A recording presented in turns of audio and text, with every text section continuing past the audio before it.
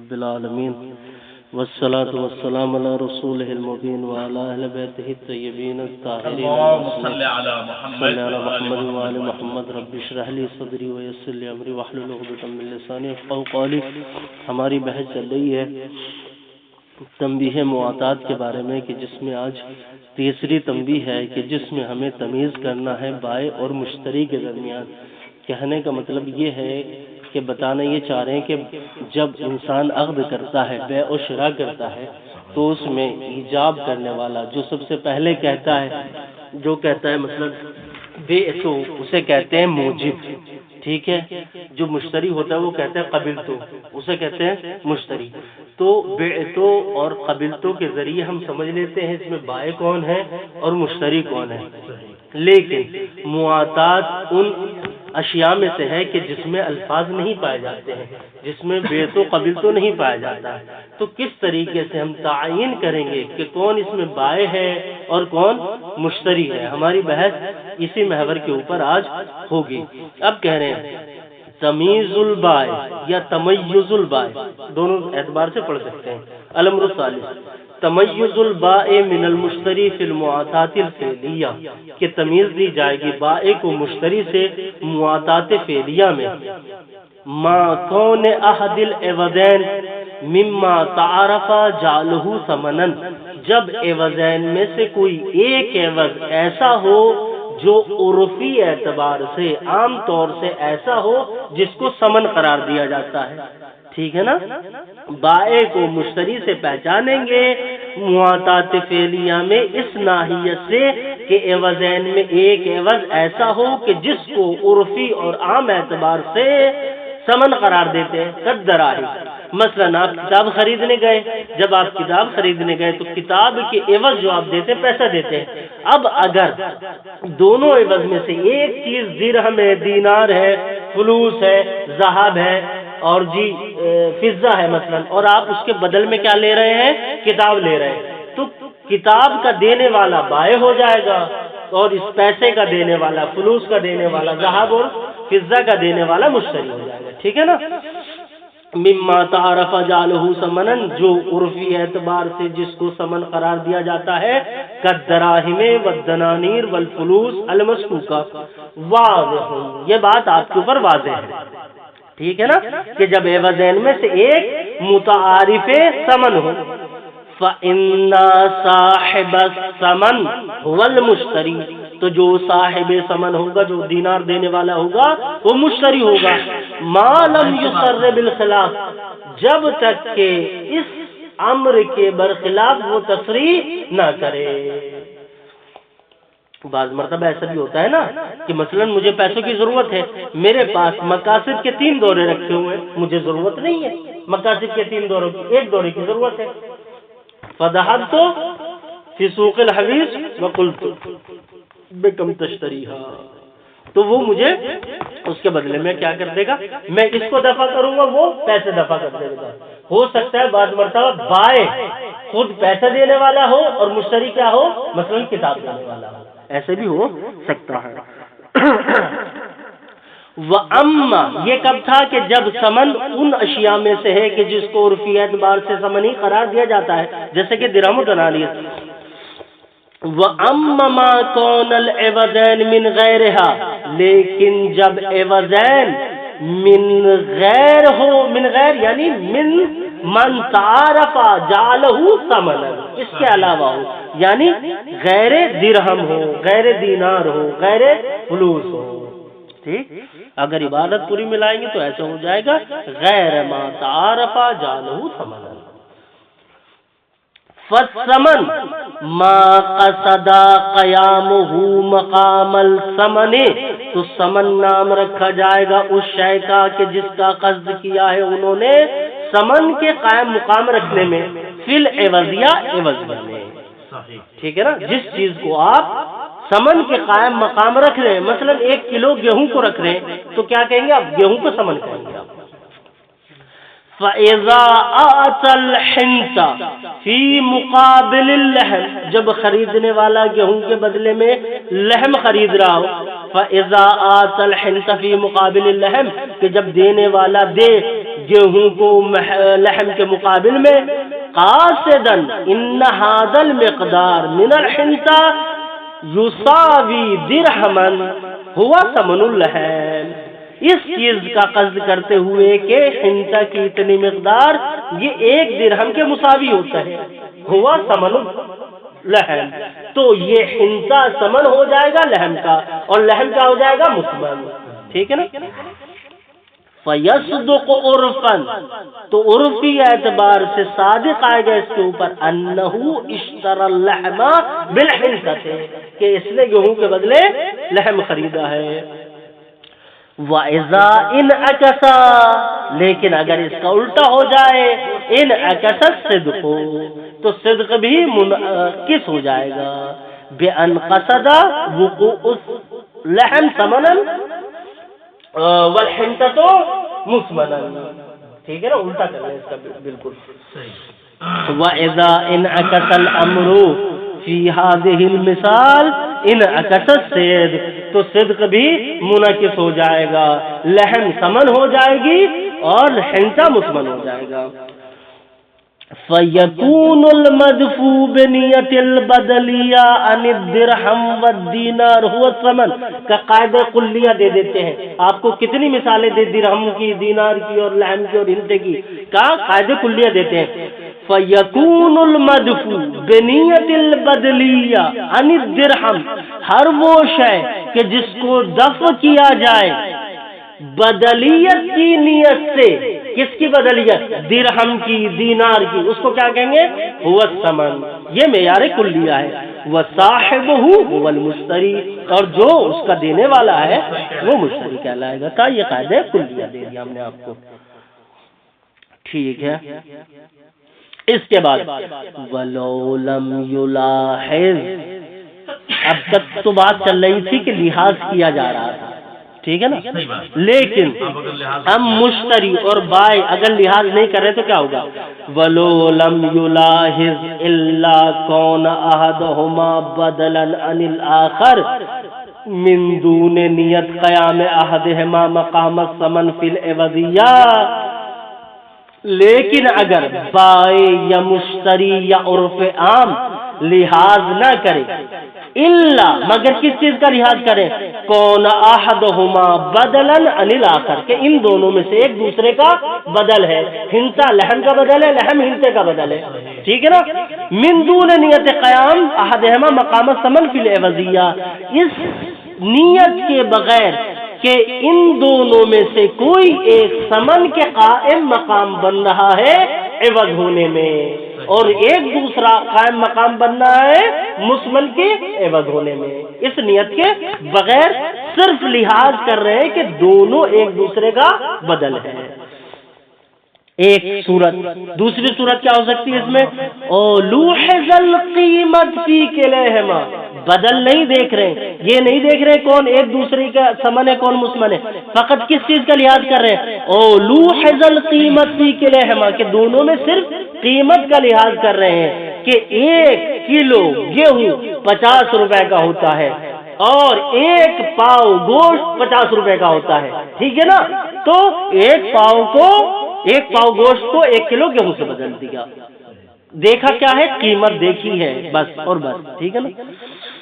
बिअल्लूहज़ा कौनल मिक़दार मिनल लहम बिदिरहमिन, के लिहाज किया जाए कि मिक़दार लहम मसलन 1 रुब लहम बिदिरहम, 1 दिरहम का होता है, वज़ालिकल मिक़दार मिनल हिंसा बिदिरहमिन, और 1 किलो गेहूं मसलन 1 दिरहम का होता है, उससे बदल लिया। फ़तआतया मिन गैर सबक़े मुक़ाबलतिन, और उन्होंने क्या किया, ताती कर ली, अख़्ज़ अता कर लिया बगैर मुकाबले की सबकत के, उस पर उन्होंने कोई मुकाबला और अल्फाज का इस्तेमाल नहीं किया। तो क्या होगा यहाँ पर, तदुल्लु अला कौन अहदिहिमा बिलखुसूस बायअन, तो ये दलालत करता है इस शय के ऊपर कि उन दोनों में से एक खास तौर से बिलखुसूस बायअन او مشتریان، ان دونوں میں سے کوئی ایک بائع ہے اور دوسرا بذات خود مشتری ہو ہی جائے گا، ٹھیک ہے نا؟ انہوں نے صرف بائع لکھا ہے، آپ اس کو اضافہ کر کے مشتریان بڑھا سکتے ہیں، کیونکہ جب ایک بائع ہے تو دوسرا آٹومیٹک مشتری ہے۔ تو اس میں کیا ہوا ہے؟ اس میں آپ کو معین ہوا کہ کون بائع کون مشتری ہے؟ نہیں، معین نہیں ہوا، آپ کو صرف اتنا پتا چلا ہے کہ ان دونوں میں سے ایک، ہاں، لیکن آپ تشخیص نہیں کر پائے آیا لحم والا مشتری ہے کہ حنطے والا مشتری ہے۔ ففی کونہ بیعا و شراء بالنسبت الی کل منہما، ففی کونہ یعنی فی حالت کونہ یعنی کون المعاملہ، کون ہذہ البیع بیعا و شراء، کہ یہ کیا ہے؟ بیع ہے اور شراء ہے، کس اعتبار سے؟ بالنسبت الی کل منہما، ان دونوں کی نسبت کے اعتبار سے، یعنی کہنے کا مطلب کیا ہے؟ یکون صاحب اللحم بائعا من جہت ویکون مشتریا من جہت الآخر، وکذالک صاحب الحنطہ یکون بائعا من جہت ومشتریا من جہت الآخر، يمكن يعني، ٹھیک ہے نا؟ ففی کونہ بیعا و شراء، جب آپ یہ مان چکے ہیں کہ یہ معاملہ کیا ہے؟ بیع و شراء ہے، بالنسبت الی کل منہما، ان دونوں میں سے ہر ایک کے بنسبت، تو کیا ہوگا؟ دونوں میں سے بائع بھی ہو سکتا ہے، مشتری بھی ہو سکتا ہے۔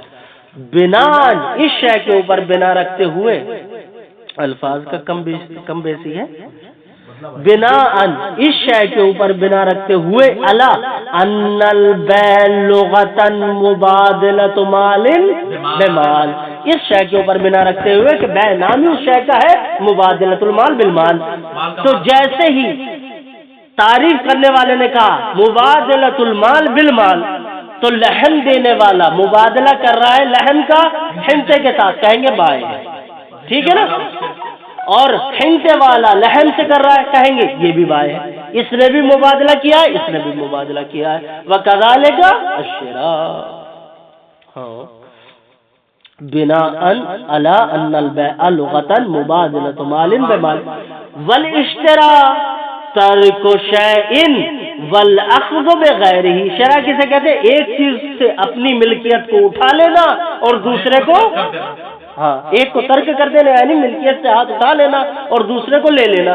تو جب آپ لحم دے رہے تھے یعنی ترک لحم کر رہے تھے اور حنطہ لے رہے تھے تو کان مشتریا، وکذالک صاحب الحنطہ ترک الحنطہ واخذ اللحم فیکون بائعا ومشتریا، ترک شیئا والاخذ بغیرہ، ترک شیئا والاخذ بغیرہ، کما ان بعض اہل اللغہ۔ فیصدق علی صاحب اللحم، پس صادق آتا ہے صاحب لحم کے اوپر کیا چیز؟ انہو باعہ بحنطۃ، کہ اس نے لحم کو بیچا حنطے کے بدلے میں، وانہو اشتری الحنطہ، اور اس نے کیا کیا ہے؟ حنطے کو خریدا ہے، فیکون بائعا ومشتریا۔ فیحنث لو حلفا علی عدم بیع اللحم و عدم شراء الحنطہ، فیحنث یعنی فیذنب فیعصم، بس اگر کہنے والا اس سے کہے کہ بھائی جب نحو بدلیت تھا آپ نے کیا کیا، وہ کہے کہ نہیں میں نے لحم کو بیچا نہیں ہے، میں نے تو حنطے کو لیا ہے، یا وہ کہے کہ میں نے حنطے کو لیا نہیں ہے میں تو لحم کو بیچا ہے، اگر ان دونوں میں سے کسی ایک چیز کا انکار کرے فیذنب، وہ گناہ گار ہوگا۔ یحنث کا مطلب گناہ گار، جبکہ یہ یحنث کا لفظ خاص طور سے ابواب نصر اور عہد میں آتا ہے جس کے معنی ہوتے قسم توڑنے کے، لیکن یہاں قسم کے معنی نہیں ہے، تو یہاں کذب کے معنی ہے اور اسم کے معنی ہے۔ فیحنث تو وہ گناہ گار ہوگا، لو حلفا علی، اگر وہ حلف اٹھائے، فیحنث وہ گناہ گار ہوگا، لو حلفا اگر وہ حلف اٹھا کس چیز کے اوپر؟ علی عدم بیع اللحم، کہ میں نے لحم نہیں بیچا، وعدم شراء الحنطہ، اور میں نے گیہوں نہیں خریدے، وصلت نعم لا يترتب علیہما احکام البائع ولا المشتری، ہاں ان دونوں کے اوپر احکام بائع اور احکام مشتری نہیں مرتب ہوتے، لاگو نہیں ہوتے ہیں، یعنی خیار مجلس سے نہیں مل پاتا ہے، خیار غبن نہیں مل پاتا ہے، وغیرہ ذالک من الاحکام. کیوں؟ لانصرافہما فی ادلۃ تلک الاحکام الی من اختص بصفۃ البیع. لانصرافہما، کیونکہ یہ دونوں کے دونوں منصرف ہوتے ہیں. یہاں منصرف کا ترجمہ صحیح نہیں ہے، لانصرافہما یعنی لانفرادہما، اس لیے کہ دونوں کے دونوں جدا ہو جاتے ہیں. کس چیز سے؟ فی ادلۃ تلک الاحکام، ان احکام کی ادلہ سے، الی من اختص بصفۃ البیع، اس لیے کہ وہ احکام آئے ہیں خاص طور سے اس انسان کے لیے کہ جس سے بائع کی صفت متصف ہو جائے اور جس سے مشتری کی صفت متصف ہو جائے. ان دونوں سے متصف نہیں ہو رہی ہے. جب متصف نہیں ہو رہی فلا یترتب علیہما احکام البیع ولا المشتری. ہاں فی ادلۃ تلک الاحکام الی من اختص بصفۃ البیع او الشراء.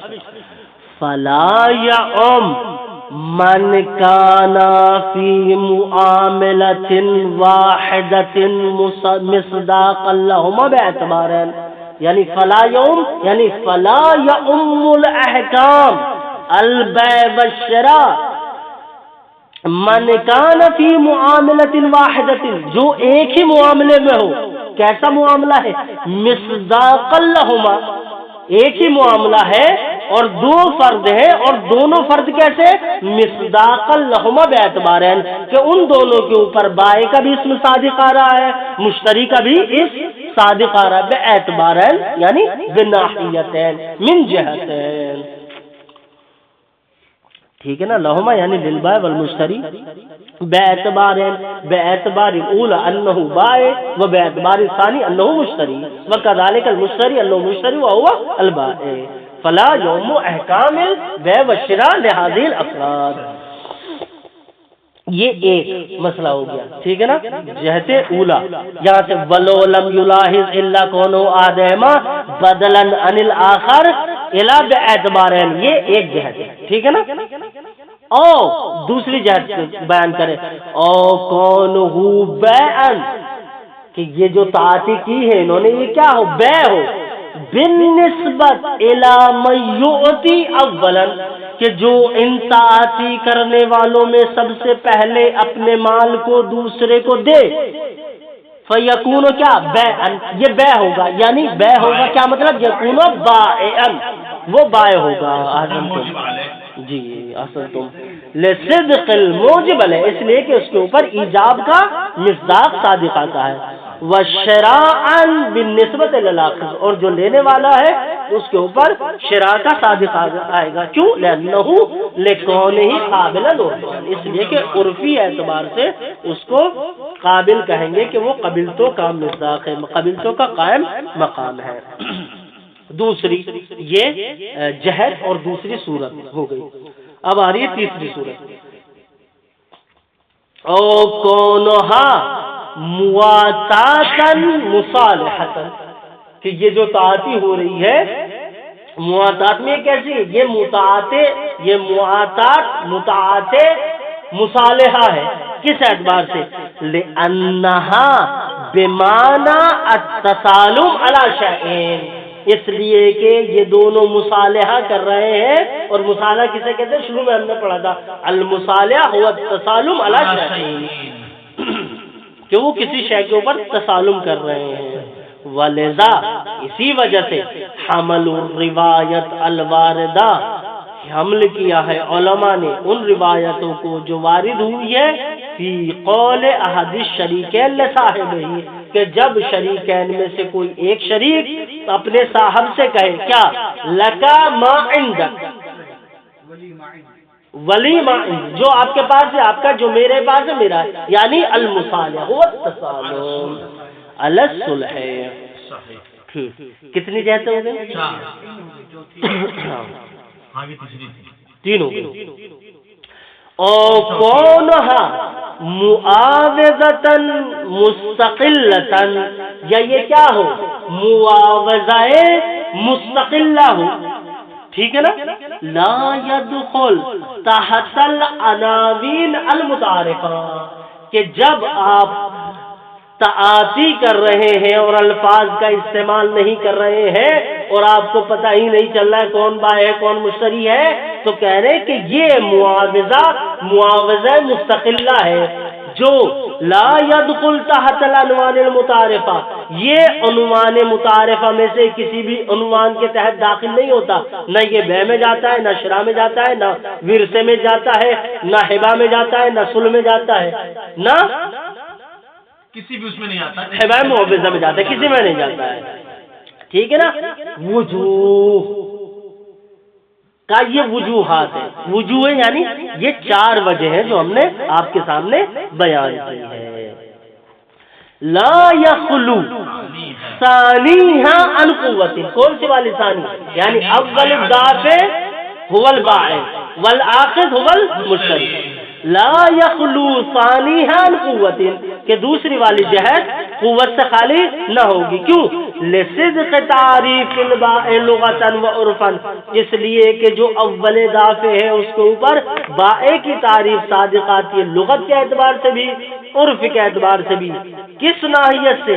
اللہ دافع اول ہے کیونکہ وہ پہلے دفع کرنے والا ہے، دون الاخر دوسرا والا نہیں.